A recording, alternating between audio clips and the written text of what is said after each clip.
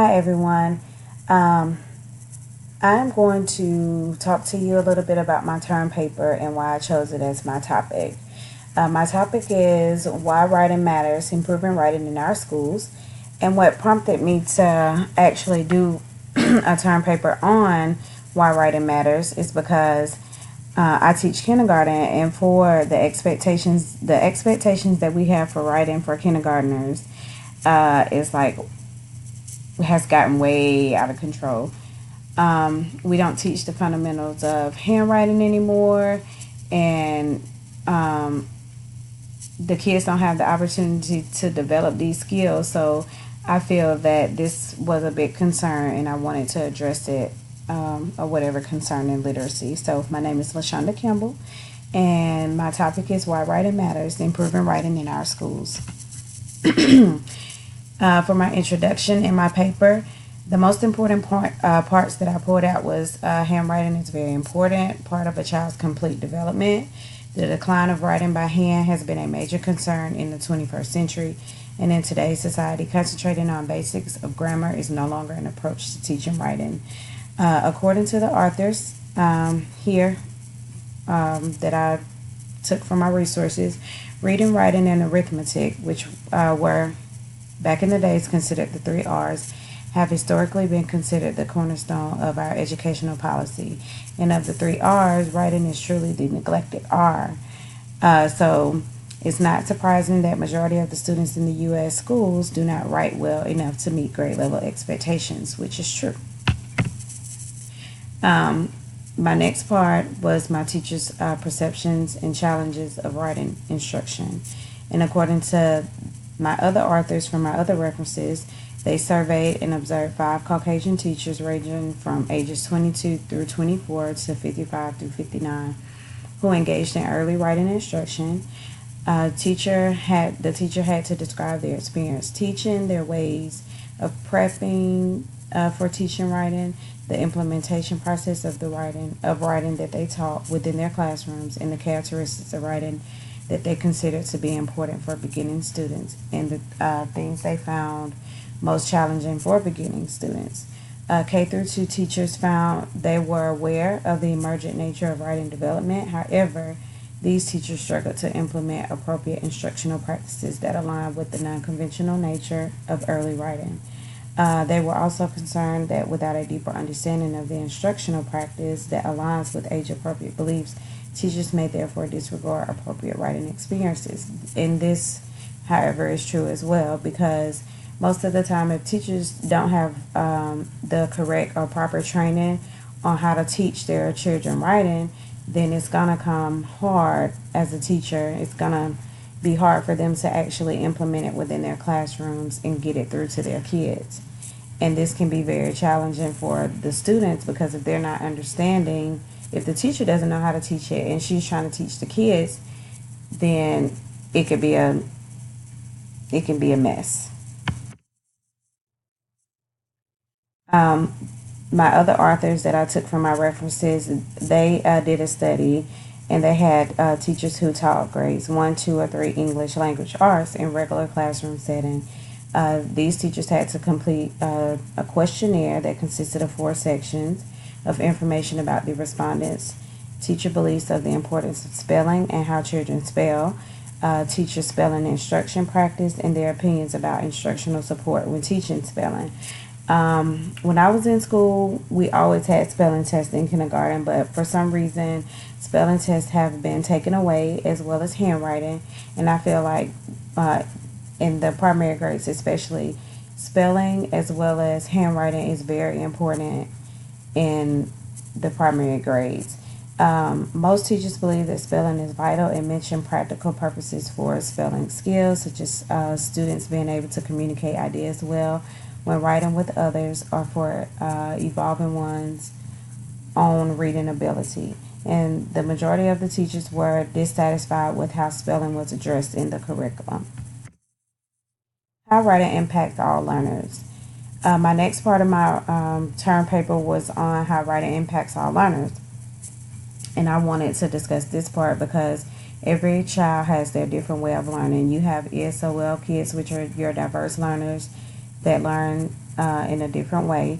And you also have those students with behavior issues that need to be engaged and actually enjoy what you're teaching in order for them to actually sit there and take in the instruction. And then you also have your students that just struggle.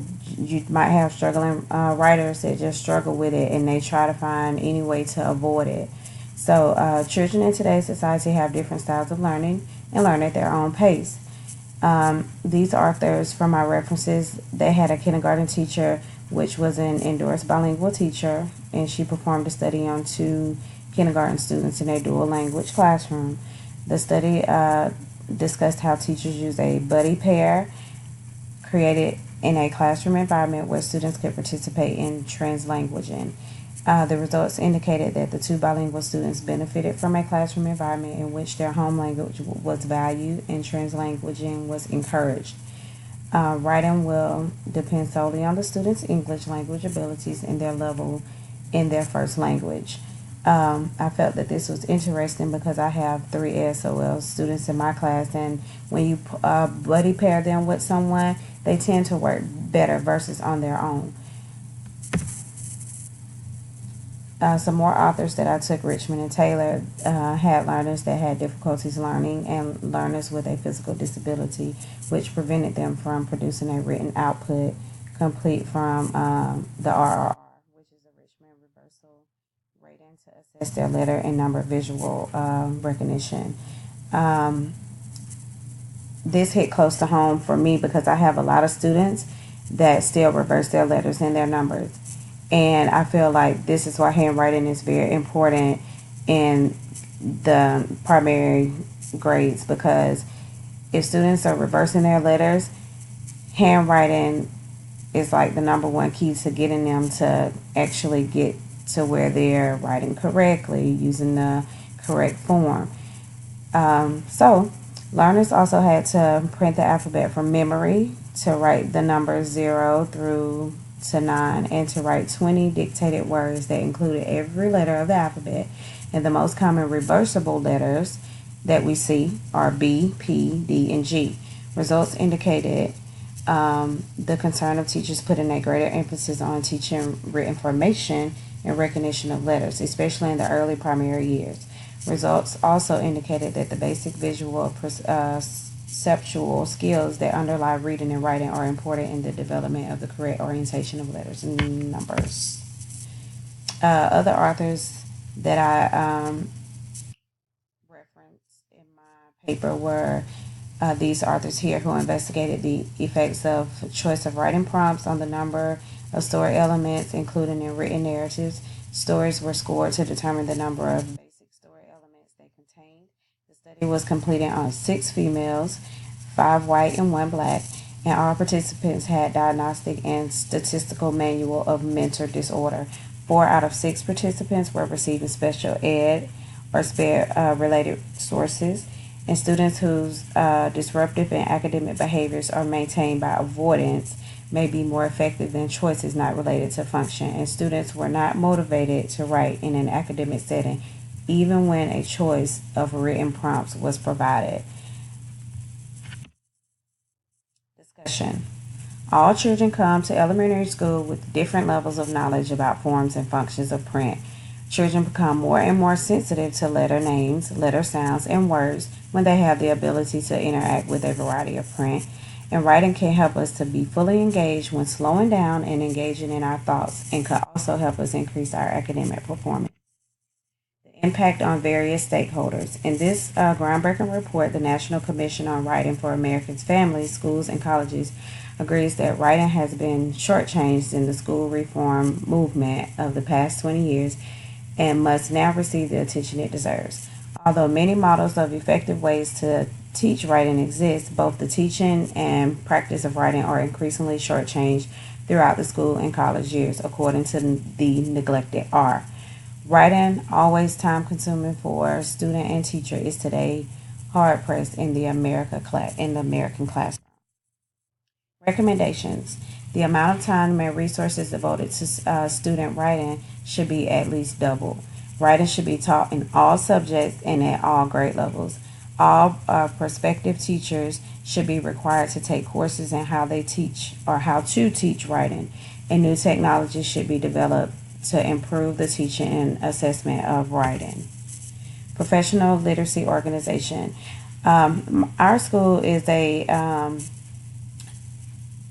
school that's implementing reading and writers workshop through Teachers College, and we receive training from them every year. So, but they actually come to us, and we do it at our school for a week.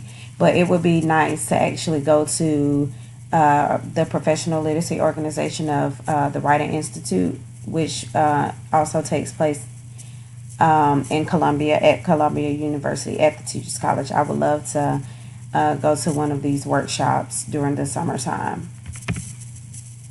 And these are my references that I use for my paper. I hope you enjoyed learning about why writing matters. And if you have any questions, just respond to my post. Thank you. Bye.